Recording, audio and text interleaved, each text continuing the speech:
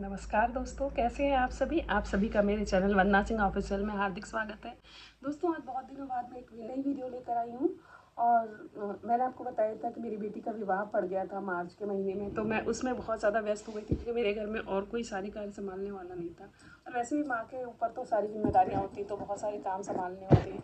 बाकी मेरे घर में मम्मी पापा हैं, मेरे सास ससुर जो कि बुजुर्ग हैं, तो वो लोग ज़्यादा कार्य नहीं कर सकते। तो हम और हमारे हस्बैंड और दोस्तों ने मिलकर ही सारे काम निपटवाए और अच्छे से हमारी बेटी का विवाह संपन्न हुआ। मैंने बीच में कुछ वीडियो डाली थी आप लोगों की, तो आपको कैसी लगी वो विवाह की रस्म होती थी, तो मैंने इस उससे ही डाल के उद्देश्य मेरा ये था कि कुछ रस्में ऐसी जो होती हैं तो जिनको हमारे जो वो पुराने समय में हुआ करती थी, अब लोगों ने उसको स्किप कर दिया, लेकिन हमें कुछ रीति रिवाज शादी विवाह के जो है ख़त्म नहीं करने चाहिए। मतलब उनको या तो आप लोग कहीं नोट कर लें, क्योंकि आगे आने वाली जनरेशन को ये बहुत सारी चीज़ें नहीं पता हैं और कई बार इस वजह से हमसे गलतियाँ हो जाती हैं और हम अच्छे से अपने सारे कार्यक्रम नहीं कर पाते हैं।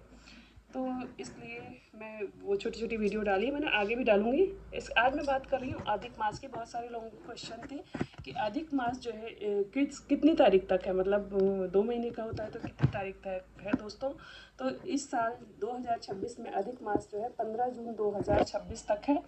यह पवित्र महीना है, बहुत ही पवित्र महीना है। इस महीने में हमें भी भगवान विष्णु की पूजा करनी चाहिए और जहाँ तक हो सके ऐसे तीर्थों का दर्शन भी करना चाहिए जहाँ श्री राम जी सीता जी हों, विष्णु भगवान लक्ष्मी माता का जो भी तीर्थ स्थान है, गंगा स्नान करना चाहिए। तो इस मास में हमें और वृंदावन मथुरा गोवर्धन परिक्रमा ये सब करके हम इस अधिक मास में ज़्यादा से ज़्यादा लाभ उठा सकते हैं अपने जीवन में। ये माह जो है 15 जून तक रहेगा और ये पावन महीना 17 मई 2026 से शुरू हुआ था। कुल 30 दिनों तक ये है। मांगलिक कार्य इस मास में वर्जित होते हैं। इस दौरान शादी विवाह गृह प्रवेश मुंडन जनेऊ नया व्यापार आदि शुरू नहीं किया जाता है।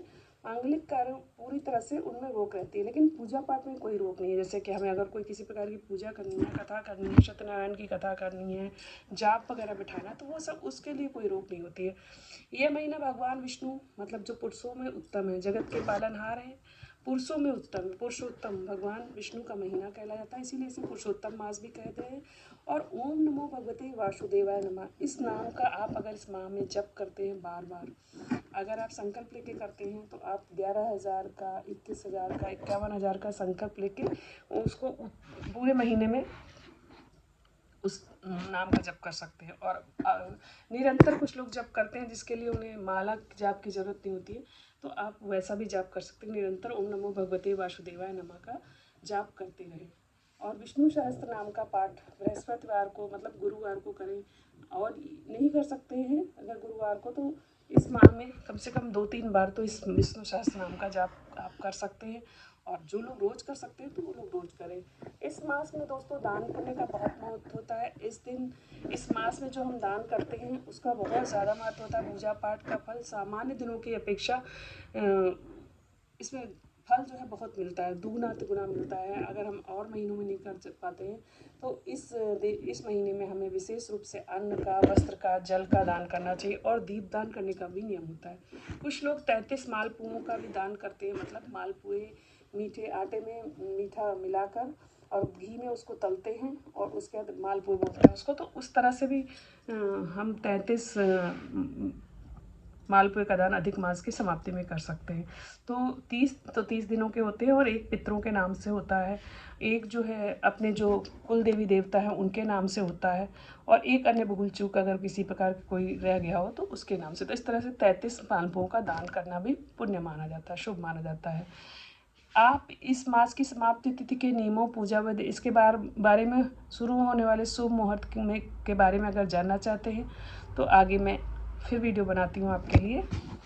तो इस तरह से आपको पूरी जानकारी मिल जाएगी। आप लोगों को पता ही चल गया कि 15 जून को समाप्ति हो जाएगी अधिक मास की।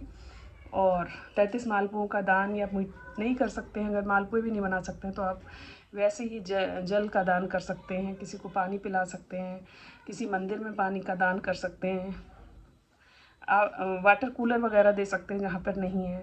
गरीबों के झुग्गी झोपड़ियों के पास भी शरबत का दान कर पिला सकते हैं, दान कर सकते हैं। तो इस मास का जो दान का पुण्य फल है बहुत ज़्यादा है, तो आप ये सब करें और इस मास का दान का पुण्य का फल प्राप्त करें और अच्छे कार्यों की तरफ आगे बढ़ें। तो इस छोटी सी जानकारी के साथ दोस्तों मैं फिर चलती हूँ और आगे आती हूँ फिर एक नई वीडियो के साथ। अगर आपको वीडियो अच्छी लगी है, जानकारी अच्छी लगी है, तो लोगों को ज़्यादा से ज़्यादा शेयर करें, चैनल को सब्सक्राइब करें अगर अभी तक आपने नहीं किया, और बेल आइकन जरूर दबा दीजिएगा दोस्तों, जिससे कि आने वाली हर वीडियो की जानकारी आप तक पहुँच जाए। जय सीताराम, जय श्री राम।